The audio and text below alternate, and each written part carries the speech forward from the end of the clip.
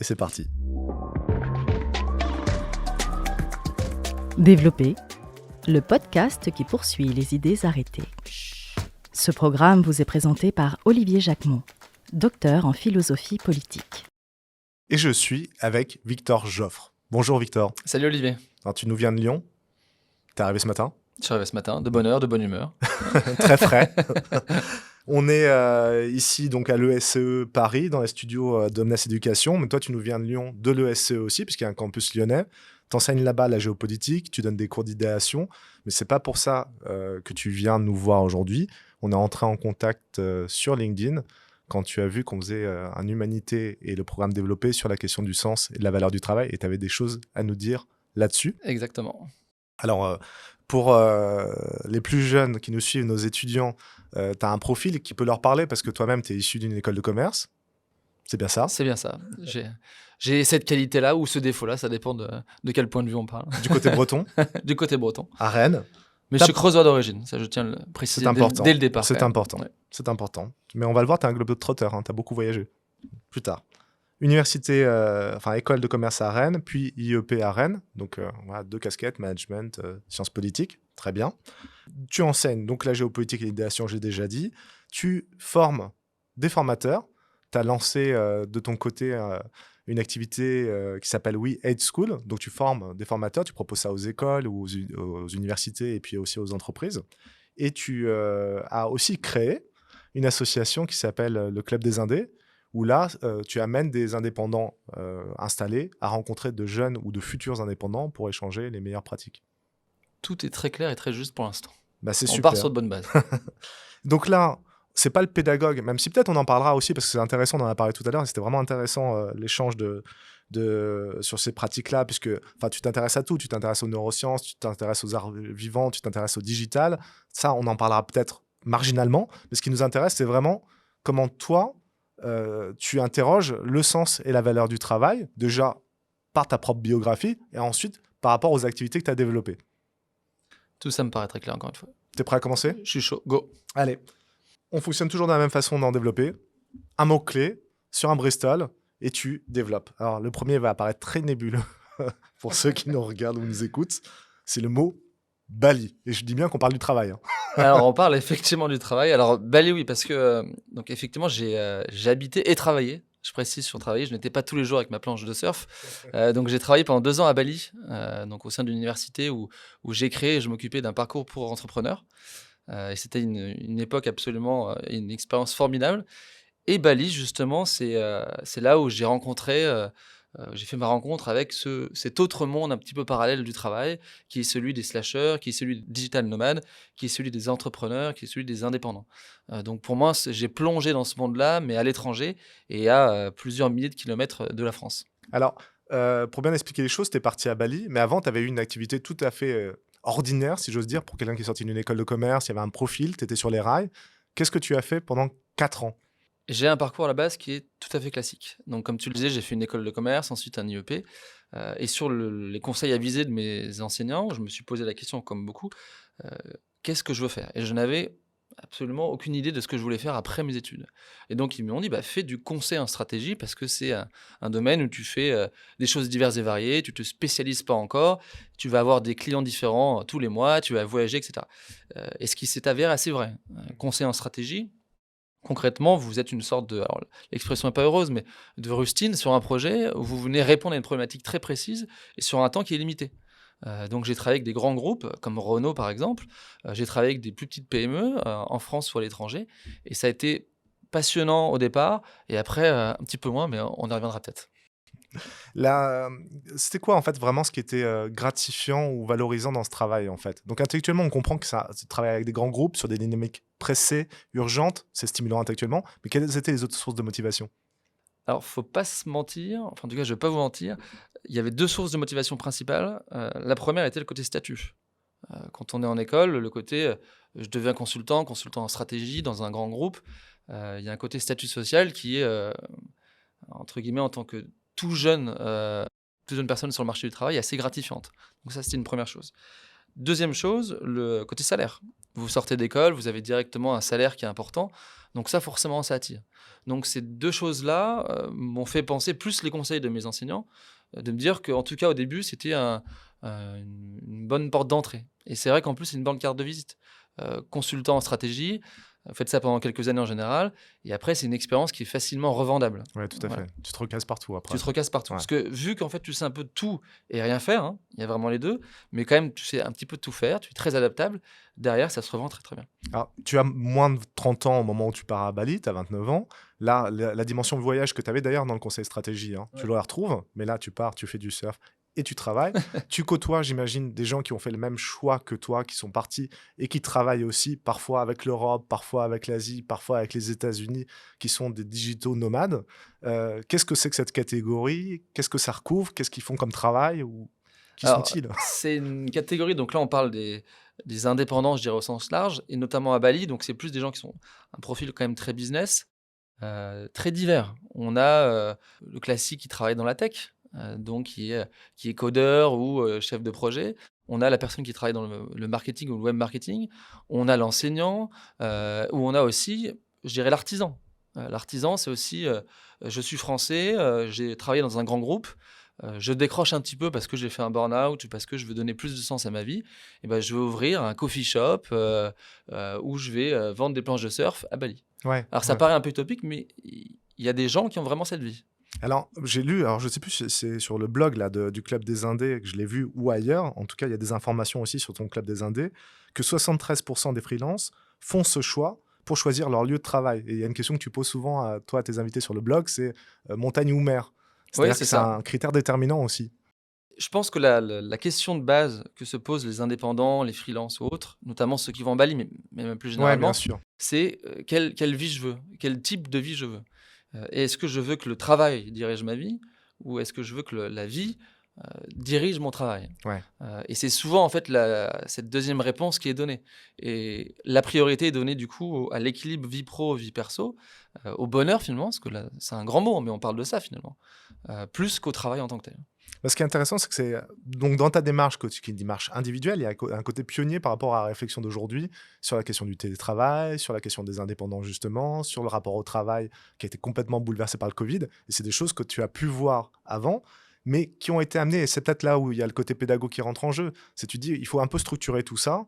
Je pense qu'il y a cette idée derrière le Club des Indés aussi, c'est dire ouais, on ne fait pas n'importe quoi parce qu'on est indépendant et c'est pas parce qu'on cherche le bonheur qu'on va le trouver juste en le ramassant au coin de la rue. Et c'est une activité, donc ça nécessite une structure, une organisation, et ça rentre dans une catégorie donc, que nous on appelle indépendant, mais c'est le terme usuel. Moi j'ai appris en le faisant et je reconnais ma défaillance que il n'y a pas de cadre légal pour ça. Enfin, la qualification juridique, pardon, c'est travailleur non salarié. Alors, du coup, pour moi, ça désigne les indépendants, mais est-ce que tu peux un peu préciser les termes indépendant, travailleur non salarié, micro-entrepreneur? Il y a qui en fait? Alors, déjà, les indépendants qui sont souvent vus un petit peu à tort comme juste les freelances, c'est plus large que Ouais. ça. C'est à peu près 3 millions de personnes en France, les indépendants. Donc, c'est un groupe qui est vraiment consistant et qui a de l'impact. Et Par les contre, freelances, c'est 1 million à peu près. c'est exactement ça. Et par contre, c'est un groupe qui est euh, très hétérogène. Très hétérogène. Vous avez dans les indépendants, vous avez à la fois l'infirmier libéral et vous avez le développeur. Ouais. Donc vous avez ces deux-là. Et donc ces deux-là, ils ont peut-être un même nominatif qui est celui d'indépendant, mais ils ont des réalités qui sont bien différentes. Vous avez aussi l'indépendant qui se lance tout juste, qui a le statut d'auto-entrepreneur, donc qui a été créé en 2009 et qui depuis a vu un peu exploser ce statut. Vous avez l'indépendant qui par contre a une vraie société, une EIRL, une EURL, une SASU par exemple. Il y a tous ces profils-là, mais qui ont des réalités bien différentes et aussi des réalités, si on rentre un peu plus dans le fond, même fiscales, qui sont bien différentes. Voilà. Vous pouvez être indépendant et avoir finalement un statut de société, ou être indépendant et avoir un statut juste d'individu en tant que tel. Ouais, et ce que j'ai lu aussi, c'est que si tu regardes la micro-entreprise, c'est pas un statut, c'est un régime. Le freelance, là, c'est un statut, c'est un prestataire de service, c'est quelqu'un qui vend ses services à une entreprise qui le rémunère. Donc voilà, toi, parfois, tu es en situation de freelance. Ça dépend parce qu'encore une fois, on a des freelances qui on va avoir un statut d'auto-entrepreneur. On a des freelances qui vont être en portage salarial, donc Ok. c'est-à-dire qu'ils sont payés par une entreprise, etc. Donc, encore une fois, il y a des réalités qui sont très diverses. Et le but un petit peu du Club des Indés, il y en a deux. C'est d'une part de démystifier, c'est-à-dire de montrer quelle est la vraie vie finalement des indépendants, au travers de conférences notamment. Et ensuite, c'est de former, donc c'est d'accompagner. Ouais. Parce que devenir indépendant, là encore une fois, on voit beaucoup dans les médias, je reviens sur Bali, hein, mais il gagne bien sa vie, Il fait du tous les surf. matins il fait du surf, etc. Bon, la vie est un petit peu plus compliquée et évidemment ça demande de la méthode, de la rigueur et du travail pour aboutir à ce statut d'indépendant et pouvoir en vivre. J'avais même pas indiqué qu'on était passé déjà au deuxième Bristol, hein, travailleur non salarié, c'était le deuxième Bristol. Mais justement, restons sur cette question-là et sur la question de la réalité.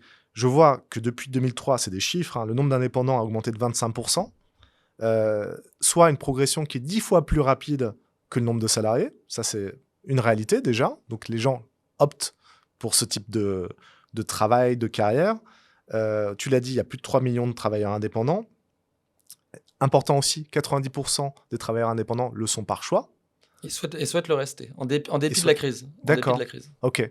Mais est-ce qu'on a aussi le côté négatif de l'affaire, c'est-à-dire les gens qui n'y arrivent pas, qui se lancent, qui reviennent sur leur choix? Est-ce que tu as un peu... Là, je pense que l'image de l'iceberg est pas mal. Parce que là, ce qu'on voit, c'est un petit peu la partie émergée. Mais il y a tout le reste. Il y a tous ceux qui essaient de devenir indépendants et qui n'y arrivent pas. Ouais. Parce que ils n'ont pas trouvé, il n'y a pas de market fit, ce qu'on appelle. C'est-à-dire que leur offre ne répond pas à une demande. Ouais. Parce qu'ils se sont épuisés. Ils sont restés tout seuls, isolés, etc. Et donc, au bout d'un moment, il y a un phénomène d'épuisement parce que c'était pas pour eux. Parce que c'est vrai que parfois, la réalité et ce qu'on lit peut être assez différent. Pour être indépendant, il faut quand même aimer sortir assez souvent de sa zone de confort. Moi, par exemple, je ne sais pas vraiment si... Enfin, je le sais dans le fond, mais rien ne m'indique aussi clairement que sur un contrat de CDI que j'aurai un salaire qui va tomber tous les mois. Voilà, ça, c'est quand même une réalité qui est différente.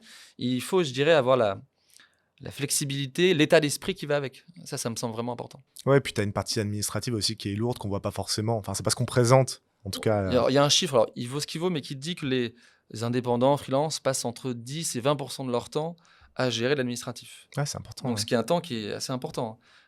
Donc ça, il faut l'incorporer. Voilà. Sur les chiffres, un peu, tu sais, moi j'ai un esprit très pessimiste, c'est le côté philosophe, il faut voir la réalité sombre. J'ai vu qu'il y avait 30 à 40% des indépendants qui étaient encore actifs 3 ans après leur immatriculation. Alors ça, je pense que c'est pour plutôt les micro-entrepreneurs et tout ça. Donc ça veut dire qu'ils ont créé leur statut et ensuite ils ont disparu de la circulation. Et alors, il y a un peu plus d'un indépendant sur 10 qui va gagner moins de la moitié du SMIC annuel. Donc, il y en a 9 qui sont au-dessus de ça. Mais c'est-à-dire qu'il y en a certains qui n'arrivent pas à imposer économiquement leur modèle. Il y a certainement il peut y avoir un phénomène de paupérisation. C'est-à-dire que le statut d'indépendant peut être vécu comme un statut précaire. Ouais. D'une part, parce que l'aspect sécurité n'est pas existant, n'est pas aussi tangible que sur le fameux CDI. Et il y a aussi effectivement le côté de je ne vends pas assez, je ne produis pas assez, donc j'arrive pas à subvenir à mes besoins. Après, je pense que derrière ces chiffres, il faut aussi, qui sont un peu froids, mais qui sont une réalité, il y a aussi beaucoup d'indépendants qui, pendant un temps, sont indépendants, reviennent au salariat, redeviennent indépendants, redeviennent salariés, etc. etc. Donc, ça correspond aussi à des époques de vie, je pense. Tout ça n'est pas figé. Ouais, en fait, on sent qu'on est dans un univers très, très mouvant, avec des catégories qui ne sont pas figées, tu le dis toi-même, et il y a quelque chose qui reflète ça. Tu en as parlé tout à l'heure, mais tu n'as pas expliqué ce que c'était. Les slashers, par exemple. Les slashers, ouais. C'est quoi un slasher? Un slasher, c'est quelqu'un qui conçoit le travail comme plusieurs entités. J'ai plusieurs vies et j'ai plusieurs travails et qui peuvent être parfois très différents. Vous en avez qui, le matin, vont tenir une boulangerie, l'après-midi vont être consultants, donc j'exagère un peu, mais on est là-dessus quand même. Moi, par exemple, j'ai un côté slasher. Donc, je suis enseignant à l'ESCE. J'ai mon entreprise avec We Eat School où on fait du conseil en pédagogie. Le club des indés, le côté associatif, le côté j'ai un impact pour les indépendants. Voilà. Finalement, c'est 3 réalités quotidiennes. Et je pense qu'on devient slasher, à mon avis, assez peu pour des raisons économiques, mais surtout pour des raisons d'ordre bien-être et accomplissement personnel. C'est-à-dire que moi, je conçois ma vie professionnelle comme multiple. Et quelque part, si elle était unique, c'est-à-dire qu'une seule activité, elle serait peut-être un petit peu plus ennuyeuse, un peu moins enrichissante, parce que ça veut dire que je rencontrerais moins de gens, je créerais moins de projets, et donc finalement, elle serait moins satisfaisante pour moi. Ouais, moi je suis d'accord avec toi, je suis slasher aussi, et là, même en termes de diversité et de richesse intellectuelle, une activité va nourrir l'autre, quoi. Exactement. Et ça, c'est un vrai bonheur. Et il y a aussi autre chose, si on est même purement froid, je dirais d'un point de vue business, le fait d'avoir plusieurs activités, il y a des synergies qui vont se créer, auquel vous ne pensez pas forcément au début. Ouais. Mais tôt ou tard, vous avez un client qui va vous recommander. Finalement, ça va faire monter votre autre activité, etc. Donc tout ça crée, à mon avis, c'est un jeu à somme positive, je pense, le fait de se lâcher. Alors, ce qu'on est en train de dire pourrait laisser penser qu'on a des tempéraments d'hyperactifs. Slasher, tu te lèves le matin, activité 1, activité 2, activité 3, sans parler de la vie de famille et tout ça. Et pourtant, j'adore les paradoxes comme ça, il y a un terme que vous avez employé dans le Club des Indés, parce que vous faites des conférences toutes les 3 semaines, vous réunissez des indépendants, des futurs On est indépendants. plutôt sur un rythme de tous les 3 mois. J'ai 3 semaines, Ouais. ah ouais. Mais ça t'as sera soutenu. t'as C'est le raison, rêve. ça va venir toutes les 3 semaines rapidement. Vous avez fait déjà sur l'entrepreneuriat féminin. Exactement. Vous avez fait et vous allez faire sur le collectif, le sens du collectif. Ouais. Parce que quand tu es indépendant, tu as tendance à être isolé. Et donc, comment tu fabriques du collectif avec l'indépendance? Et vous avez fait, et je me suis arrêté sur celui-là, quelque chose, et c'est le Bristol numéro 3, sur le slow entrepreneuriat. Ouais. Alors, c'est quoi le slow entrepreneuriat et pourquoi, en termes de recherche de sens, ça a du sens, justement? Alors, c'est un mot valise qu'on entend peu en France aujourd'hui, mais qu'on va entendre de plus en plus. Là, c'est une pratique qui est très, très américaine, donc du coup qui est aussi présent en Asie, parce que beaucoup de pays asiatiques finalement suivent les tendances américaines. Ouais. Et le principe de base, il est le suivant, c'est d'entreprendre, mais à mon rythme. Et donc de ralentir le rythme de travail. Alors la question qu'on peut se poser, est-ce que c'est travailler moins pour vivre mieux? Nous, la conclusion de la conférence sur le Club des Indés, c'est plutôt travailler mieux pour vivre mieux. Ok. Donc, on baisse un petit peu l'intensité. Fais attention, tu as presque un programme politique. Là. C'est ça. Mais on baisse un peu l'intensité, mais c'est plutôt le fait de dire je suis plus productif, je suis plus efficace, donc j'ai plus de temps pour ma vie perso. Il y a des exemples des entreprises françaises qui sont à fond là-dedans. Où, par exemple, vous avez Welcome to the Jungle, donc qui est une plateforme de recrutement assez connue, notamment chez les étudiants. Ouais, j'invite tout le monde à regarder. Hein, c'est hyper intéressant ce qu'ils font. Ils ont un média qui est super bien fait. Ouais. Et ils sont passés la semaine de 4 jours. Tous leurs employés travaillent 4 jours. Et en fait, ils se sont rendus compte qu'en travaillant un jour de moins, donc c'est quand même pas mal, hein, un jour de moins, la productivité est plus importante. Et finalement, ce qu'ils produisent, le résultat est globalement le même. Parce qu'il y a aussi, je travaille moins, mais du coup, je suis plus motivé pour le travail. Il y a un bien-être qui est plus important. Donc, vous avez aussi un sens commun qui est plus important, un sens collectif. Et une confiance aussi de l'entreprise. Confiance, voilà, ouais, tout à fait. Bah, c'est une tendance quand même qui est assez générale. Et en tout cas, il y a une vraie réflexion sur travailler moins, mieux rééquilibrer l'espace du travail, l'espace des loisirs, l'espace de la famille. Déjà, bibliographiquement, on en a parlé un petit peu. Il y a des ouvrages qui font référence et sur lesquels tu travailles, toi, là-dessus, peut-être en cours aussi. Oui, bah, tu parlais de, par exemple, les Bullshit Jobs, qui est un livre qui est sorti maintenant il y a quelques années, mais qui est extrêmement bien fait. Donc, c'est un livre américain, mais qui a son pendant français, et qui, finalement, montre par A plus B qu'on est dans une société qui a créé bon nombre de travail, de jobs qui n'ont pas de sens. Où on crée des petites tâches qui, cumulées, ne font pas sens. Et donc, la question du sens au travail, et je pense pour notre génération et celles qui viennent d'autant plus, est une question qui est primordiale. Les entreprises commencent à s'en emparer, pas toutes, hein, mais elles commencent à le faire, et parce qu'elles comprennent bien que s'il y a sens au travail, il y a derrière productivité, et donc il y a derrière croissance et richesse. Mais c'est marrant parce que ce que je disais tout à l'heure, quand toi, tu as amorcé une démarche personnelle et que la crise du Covid a été un énorme révélateur, pareil, le livre sur les bullshit jobs de David Graeber est antérieur à la crise du Covid et il pointe des choses qui aujourd'hui émergent dans les jeunes générations. C'est-à-dire que, bon, voilà, faire un job qui n'a pas de sens, mais qui est bien payé, bah, plus personne, pardon, j'exagère un peu, mais un certain nombre de personnes ont envie de se détourner ça pour retrouver du sens, des valeurs, de l'implication dans le travail, de l'engagement, que ce soit un instrument de révélation de sa personne, de son potentiel, plutôt que d'aligner des chiffres et des bilans comptables tout le temps. Enfin, j'ai rien contre les comptables, hein, bien sûr. Non, mais moi je trouve ça bien ce qui se passe parce que j'en parlais avec des personnes un petit peu plus âgées et qui avaient une vision de moins, donc du coup, slow entrepreneuriat, donc en gros tu travailles moins, donc tu es un petit peu oisif. Ouais. Mais je pense que la question n'est pas là. Là, on est presque sur un débat philosophique, encore une fois, qui est quel est le but du travail? Allons-y sur cette Voilà. question. Et ben, pour moi, et je pense pour une grande partie de notre génération, le but du travail, ça doit être le bonheur, le bien-être, qui ne sont pas des gros mots. Ouais. Et c'est une conception du travail qu'on n'avait pas avant. Je caricature un petit peu, mais dans les années 40, 50, 60, travailler, ça voulait dire subvenir aux besoins du logis, aux besoins de la famille. Aujourd'hui, on commence à se détacher de ça parce qu'on a le luxe. On est quand même sur un débat de riches, mine de rien. Oui, là, Mais on est vraiment sur une discussion d'occidentaux. là, Hein. c'est une discussion d'occidentaux riches. Ouais. Ça, faut en avoir conscience. Mais tout de même, on a la chance d'être dans cette catégorie. Nous, tous nos besoins fondamentaux, c'est fait, entre guillemets. On sait que c'est fait. Donc, on peut aller vers ce qui paraissait superflu avant, le bien-être, etc., et ce qui devient en fait des nouveaux fondamentaux.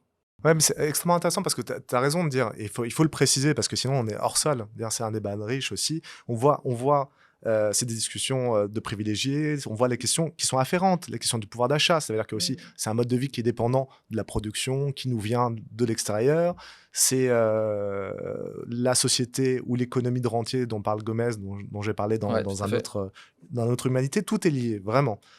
N'empêche, ça peut aussi avoir des bienfaits parce que c'est aussi lié à une discussion sur la sobriété. Mais là, alors là, on va même... Là c'est on est dans le débat politique. Ouais. Mais blague à part, non. Moins travailler, ça veut aussi dire mieux partager les richesses. Et ça veut aussi dire, quelque part, avoir une société qui est plus juste. Mais là, c'est peut-être un autre débat. Hein. Mais je pense qu'on tente vers ça, me paraît plutôt sain.